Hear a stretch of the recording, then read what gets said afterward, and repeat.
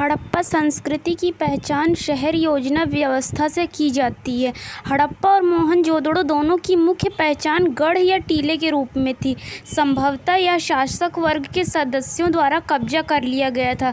प्रत्येक शहर में गढ़ के नीचे ईंट के घरों वाला एक निचला शहर है, जो आम लोगों द्वारा बसाए गए थे। शहरों की इन आवासीय व्यवस्थाओं की विशेषता यह है कि वे एक खास संरचनात्मक प्रणाली का पालन करते हुए बनाए गए थे, जिसमें सड़कें एक दूसरे को समकोण पर काटती थी।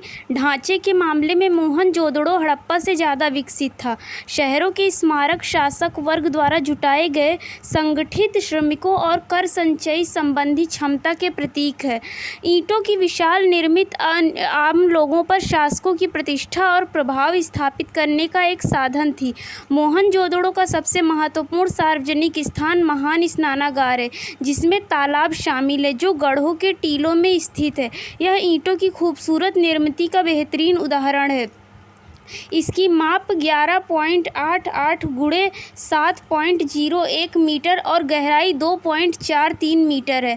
तालाब की दोनों ओर से सतह पर चढ़ने की व्यवस्था थी और कपड़े बदलने के लिए किनारे में कमरे थे। स्नानागार की फर्श पक्की ईंटों से बनी थी।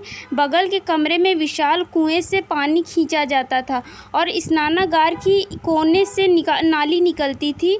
ऐसा मानना है कि स्नानागार मुख्य रूप से धार्मिक स्नान के लिए था, जो भारत में किसी भी धार्मिक समारोह के लिए बहुत महत्वपूर्ण है।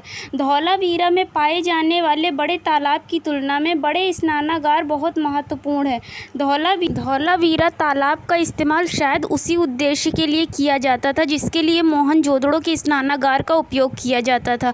मोहनजोदड़ो का सबसे बड़ा भवन 45.71 मीटर लंबा और 15.23 मीटर चौड़ा एक अन्न भंडार है। हालांकि हड़प्पा के गढ़ में हम 6 भंडार पाते हैं। ईंटों के चबूतरों की एक श्रृंखला ने 2 पंक्तियों में 6 भंडारों का आधार बनाया। प्रत्येक भंडार 15.23 गुणे 6.09 मीटर का था और नदी के पास ही था। 12 इकाइयों की संयुक्त फर्श लगभग 838 वर्ग मीटर की थी। यह लगभग उतने ही क्षेत्र में थी जितने में मोहनजोदड़ो का विशाल अन्नागार है। हड़प्पा में अन्नागारों की दक्षिण में ईंटों के काम चलाऊ वृत्त